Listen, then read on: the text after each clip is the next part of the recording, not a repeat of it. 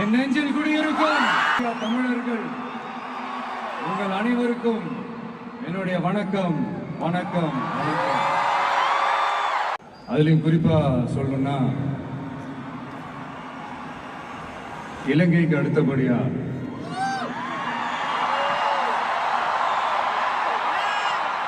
அதிகமான தமிழர்கள் வாழ்ற ஊர்னா நம்ம மலேசியான்னு சொல்லலாம். நம்ம தமிழர்கள் தான் உலகத்துல எந்த நாட்டுக்கு போனாலும் அவங்க சொந்த நாடாவே நினைச்சு உழைக்க ஆரம்பிச்சிருவாங்களே அப்படின்னு நிறைய பேர் சொல்லி கேள்விப்படும் போது உண்மையிலே ரொம்ப சந்தோஷமா தான். இங்க இருக்கிற முருகன் கோயிலுக்கு மலையக்காரங்க காவடி எடுத்துட்டு போறாங்க.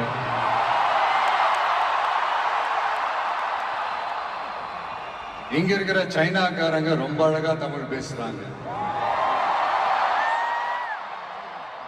அப்படி நம்மளுடைய தமிழ, நம்ம மொழிய, நம்ம கலாச்சாரத்தை, நம்ம பண்பாட்டை இன்னும் உயிரோட வச்சிருக்கிற நம்ம மலேசியா தமிழர்களுக்கு இந்த நேரத்தில் என்னுடைய நன்றியை தெரிவிச்சுக்கிறேன். அது மட்டும் இல்ல, இத்தனை வருஷமா நீங்க தமிழ் சினிமாவுக்கு கொடுத்திருக்கிற அந்த ஆதரவு கொஞ்சம் நெஞ்ச ஆதரவு இல்லைங்க, மிகப்பெரிய ஆதரவு. இந்த ஓவர்சீஸ் பிசினஸ்ல எல்லாம் நிறைய நாடுகள் இருக்கு. அதுல ரொம்ப முக்கியமான மார்க்கெட் இந்த மலேசியா மார்க்கெட்னு சொல்லுவாங்க. நம்ம நண்பர் அஜித் நடிச்ச பில்லான்னு சொல்லலாம். இன்னும் நிறைய படங்கள் இருக்கு. என் படங்கள்ல காவலன், குருவி எல்லாம் இங்க ஷூட் வந்தப்போ ரொம்பவே சப்போர்ட்டிவா இருந்திருக்கிறீங்க. யாதும் ஊரே யாவரும் கேளீர்னா அது நீங்க தாங்க. அப்படிப்பட்ட இந்த மலேசியால இந்த ஜனநாயகன் படத்தினுடைய அது சொல்லாமா வேணாமான்னு தெரியல, என்னோட கடைசி படமான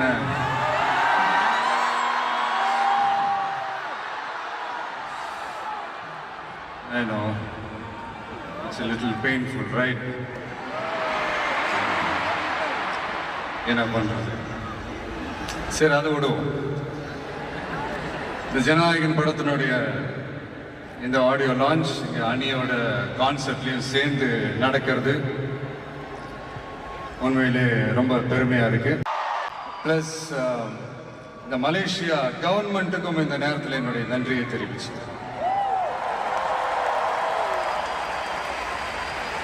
தமிழ் சினிமா ஆரம்பிச்சு எவ்வளவோ வருஷங்கள் ஆச்சு. அவ்வளவு வருஷங்கள்ல நம்ம தமிழ் மக்களுடைய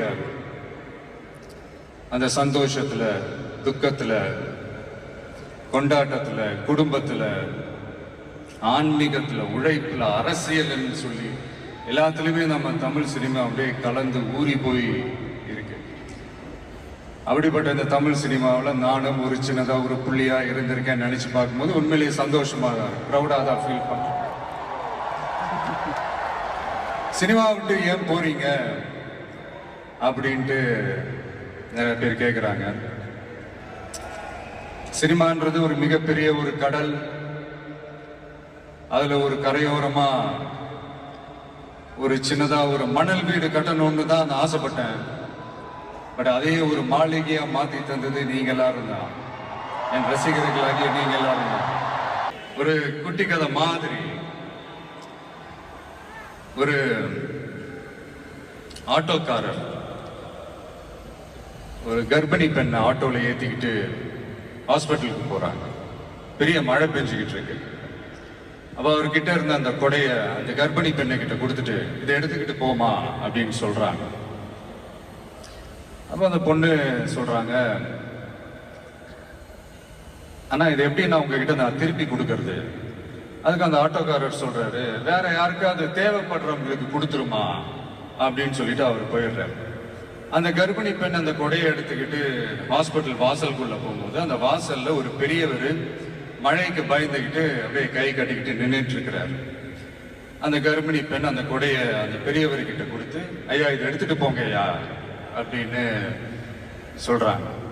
அதுக்கு அந்த பெரியவர் இதே மாதிரி கேட்கிறாரு, அம்மா நீங்க யாருன்னு எனக்கு தெரியாது, எப்படிமா இந்த கொடையை நான் திருப்பி உங்ககிட்ட கொடுக்கறது? அதுக்கு அந்த பொண்ணு சிரிச்சுக்கிட்டே சொல்றாங்க, வேற யாருக்காவது தேவைப்படுறவங்களுக்கு கொடுத்துருங்க ஐயா அப்படின்னு சொல்லிட்டு போயிடுறாங்க. உடனே அந்த பெரியவர் கொடையை எடுத்துக்கிட்டு பஸ் ஸ்டாப்புக்கு வராரு. பஸ் வருது, ஏறி போகும்போது அங்க பாக்குறாங்க ஒரு பூக்கார அம்மா பூவை வச்சுக்கிட்டு ஒரு அட்டையை இப்படி மழைக்காக பிடிச்சிக்கிட்டு உட்கார்ந்துட்டு இருக்கிறாங்க. பெரியவர் போய் அந்த கொடையை அந்த பூக்கார அம்மா கிட்ட கொடுத்துட்டு அவர் பஸ் ஏறி போயிடுறாரு. பூக்காரம்மா அந்த கொடையை எடுத்துக்கிட்டு வீட்டுக்கிட்ட வரும்போது அங்க ஒரு ஸ்கூல் படிக்கிற பொண்ணு பேக்கெல்லாம் மாட்டிக்கிட்டு மழையில ஓடி வர்றாங்க. அவங்க போய் அந்த ஸ்கூல் பொண்ணு கிட்ட கொடையை கொடுத்துட்டு மழையில நனையாதம்மா இதை எடுத்துக்கிட்டு போங்க அப்படின்னு சொல்றாங்க. அந்த பொண்ணு தேங்க்ஸ் அப்படின்னு சொல்லிட்டு வீட்டுக்கிட்ட வரும்போது அந்த பொண்ணோட அப்பா பதட்டத்தோட வாசல்ல நின்றுட்டு இருக்கிறாரு. பொண்ணு மழையில நனைஞ்சுக்கிட்டு வரணுமே அப்படின்ட்டு. அந்த அப்பா வேற யாரும் இல்ல, அந்த ஆட்டோக்காரர்.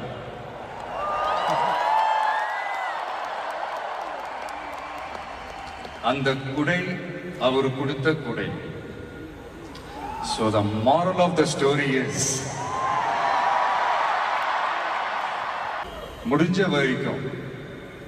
வரைக்கும் எல்லாருக்கும் சின்ன சின்னதா ஒரு நல்லது, சின்ன சின்னதா ஒரு ஹெல்ப், அது செஞ்சு இருந்து பாருங்க. லைஃப் ஒரு மாதிரி ஜாலியா இன்ட்ரெஸ்டிங்கா இருக்கும். ஒரு ஃபேமஸ் சேயிங் ஒன்று இருக்கு.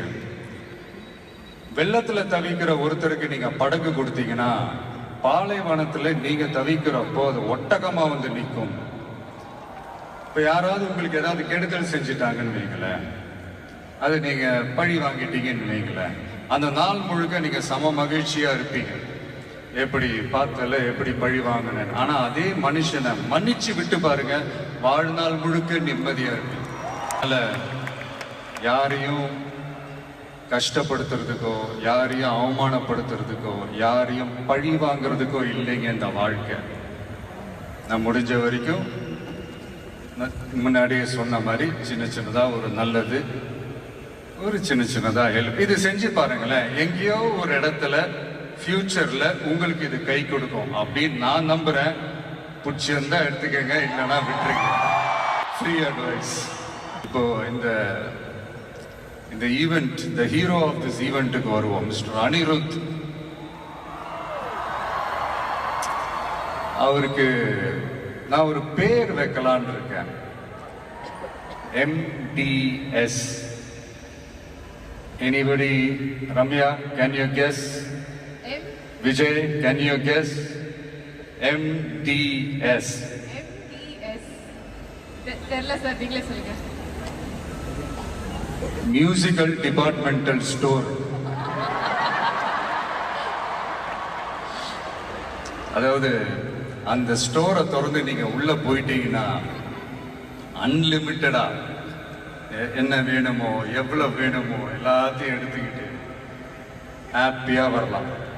அது சாங்ஸா இருக்கட்டும், பிஜிஎம்மா இருக்கட்டும், இல்ல பேக்ரவுண்ட் ஸ்கோர்ல அந்த பிட் சாங்ஸா இருக்கட்டும், எஃபெக்ட்ஸா இருக்கட்டும்.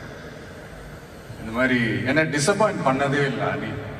அது என்னுடைய படம் ஆல்பமா இருக்கட்டும், இல்ல மற்றவங்க படம் ஆல்பமா இருக்கட்டும், படிப்படியா ஏறி போய்கிட்டே இருக்கிறாரு. ஸோ ஹாப்பி ஃபார் யூ அனி. அண்ட் என்னுடைய டைரக்டர் H. வினோத் ஒரு சமூக பொறுப்புள்ள ஒரு இயக்குனர் சொல்லலாம். ஒரு கமர்ஷியல் படமாகவே இருந்தாலும் அதுல ஒரு சமூக பொறுப்புள்ள விஷயங்கள் சொல்லணும், சில நல்ல ஐடியாலஜிக்கல் விஷயங்களை சொல்லணுன்றதுல ரொம்ப கவனமா இருப்பாங்க. ஆல்ரெடி ரெண்டு வாட்டி படம் பண்றதா இருந்தது. ஸோ அதெல்லாம் மிஸ் ஆகி இந்த ஜனநாயகன் படத்துல 2 பேரும் சேர்ந்து ஒர்க் பண்ணதுல ரொம்ப சந்தோஷம். அண்ட் என்னுடைய வில்லன் பாபி டியோல், அவருடைய ஸ்கிரீன் பிரசன்ஸே நெக்ஸ்ட் லெவல் தான். ஆக்சுவலா அவருடைய 2 முக்கியமான 2 படங்கள் தான் அதுலேருந்து இன்ஸ்பயர் ஆகி பண்ணது தான். பிரியமுடன், வில்லு எல்லாமே. சார், முக்கியமான படங்கள்னா அது என்ன படம் உங்களுக்கு தோண மாட்டேங்குது? அது எதுக்குமா? அதான் நான் ஷூட் ஸ்பாட்ல அவர்கிட்ட சொல்லும் போது இதே தான் நான் சொன்னேன். சார், உங்களுக்கே தெரியாம உங்க 2 படத்தை நாங்க சுட்டுட்டோம் சார் அப்படின்ட்டு. அவர் அப்படியே விச் மூவி அப்படின்னாரு. ஐயோ, நம்மளே வாய் கொடுத்து மாட்டிக்கிட்டோம். அதனால அது மாதிரி நிறைய இன்ஸ்பயர் ஆயிருக்கும் அவருடைய படங்கள் பார்த்து. அதுதான் சொல்ல வந்தேன். குடும்பங்கள் கொண்டாடும் டாட்டரா கூட மாறிடுவாங்க அப்படின்னு தான் நான் நினைக்கிறேன். என்னுடைய நல்ல ஒரு ஃப்ரெண்ட் அவங்க. அண்ட் பூஜா, தமிழ் சினிமாவின் மோனிகா பெலுஜி, அவங்களுடைய நடிப்பாக இருக்கட்டும், டான்ஸாக இருக்கட்டும், ஸ்க்ரீன் ப்ரெசன்ஸாக இருக்கட்டும், எல்லாமே next level. And Prakash Raj, ஜென்ரலாக ஹீரோவுக்கும் ஹீரோயினுக்கு தான் நல்ல இந்த ஒரு கெமிஸ்ட்ரி ஒர்க் அவுட் ஆகும்னு சொல்லுவாங்கல்ல. எனக்கு ஆக்சுவலாக எனக்கும் பிரகாஷுக்கும் நல்ல கெமிஸ்ட்ரி ஒர்க் அவுட் ஆகும். இந்த ஹீரோ வில்லன் அந்த காம்போ, நான் சொல்கிறது கில்லி டேஸ்லேருந்தே சொல்கிறேன். கில்லியாக இருக்கட்டும், கிரியா இருக்கட்டும், சிவகாசியாக இருக்கட்டும், இல்லை இப்போ ஜனநாயகன் வரைக்கும் அந்த ப்ராசஸில் நான் ரொம்பவே என்ஜாய் பண்ணேன். So thank you Prakash. அண்ட் முக்கியமாக என்னுடைய ப்ரொடியூசர் கேவிஎன் சார், அவங்க ஆக்சுவலாக இந்த படம் 2023 அந்த பேச்சுவார்த்தையெல்லாம் ஸ்டார்ட் ஆகிடுச்சு, இந்த மாதிரி படம் பண்ண போகிறோன்ட்டு. அதே நேரத்தில் நான் வந்து என்னோட இந்த பொலிட்டிக்கல் சைடும் அது அந்த அனௌன்ஸ்மெண்ட்லாம் வந்துருச்சு. அப்போ நான் அவர்கிட்ட நான் கேட்ட ஒரே ஒரு விஷயம் தான் அவர்கிட்ட நான் கேட்டேன், சார் சும்மாவே என் படத்துக்கு பிரச்சனை வரும், இதில் வேற ட்ராக்கை நோக்கி போகிறேன், எப்படி சார் இந்த டைமில் நீங்கள் படம் எடுத்து பண்ணுறீங்களா, பரவாயில்லையான்னு கேட்டேன். அவர் அதெல்லாம் யோசிக்கவே இல்லை, இமீடியட்டாக பண்ணலாம் அப்படின்ட்டு அந்த பாசிட்டிவ் வைபை எங்கள் மேலே திருப்பி விட்டார். ஸோ இந்த நேரத்தில் அந்த படம் நீங்கள் எடுத்து பண்ணதுக்கு ரொம்ப நன்றி சார். ஏன்னா அதுலேருந்து ஸ்டார்ட் ஆகி இன்னைக்கு இந்த ஆடியோ ஃபங்க்ஷன் வரைக்கும் வந்து நின்றுருக்கிறோம். எதுலையுமே தலையிட மாட்டார். நம்மளுடைய கோ ப்ரொடியூசர்ஸ் ஜெகதீஷ், லோஹித்லாம் சொல்லுவாங்க, இவர் என்ன சார் எதுலையுமே தலையிடவே மாட்டாரு, என்ன நடக்குது, ஏது நடக்குது, ஷூட்டிங் நடக்குதா இல்லையா, என்ன செலவாகுது, எதுவுமே கேட்க மாட்டேன்றாரு. அது ஒரு விதத்தில் ப்ளஸ்ஸாகவே இருந்தாலும் இன்னொரு விதத்தில் மைனஸாகவும் இருக்குது அப்படின்ற மாதிரி விளையாட்டாக சொல்லிட்டு இருப்பாங்க. ரொம்ப அவருக்கு இந்த மாஸ் ஃபிலிம் வலுவான எதிரிகள் இருக்கணும். சும்மா வர்றவங்க போறவங்களால ஏத்துட்டு இருக்க முடியாது இல்லையா, வலுவா இருக்கிறவங்கள தானே எதிர்க்க முடியும். அப்பதானே நாம ஜெயிக்கிற அளவுக்கு வலிமையா இருக்கோம்னு அர்த்தம். இப்ப ரீசெண்டா நம்மளை பத்தி ஒரு பேச்சு ஒண்ணு ஓடிட்டு இருக்கு, விஜய் என்ன தனியா வருவாரா அணியா வருவாரா. நம்ம எப்பங்க தனியா இருந்திருக்கிறோம்? 33 வருஷமா உங்களோட தானே இருக்கிறோம், மக்களோட தானே இருக்கிறோம். அப்ப அது ஒரு மிகப்பெரிய ஒரு அணி தானே, அது எப்படி தனின்னு சொல்ல முடியும்? இப்ப கூட பாருங்க, தனியா அணியான் விளக்கமா சொல்ல மாட்டேங்கிறாருன்னு உங்களுக்கு தோணும். சஸ்பென்ஸ்ன்னு ஒன்று இருந்தா தானே கிக் இருக்கும். அதெல்லாம் கைத்தட்டலுக்காக நான் சொல்லல, மனசுல இருந்து பேசுறேன், மக்களுக்காக பேசுறேன். மக்களுக்காக பேசுறதோட மட்டும் நிப்பாட்டிடக்கூடாது, அதை செய்யணும். எல்லாத்தையும் விட முக்கியம் செய்யறத தான் சொல்லணும். So 2026 history repeats itself.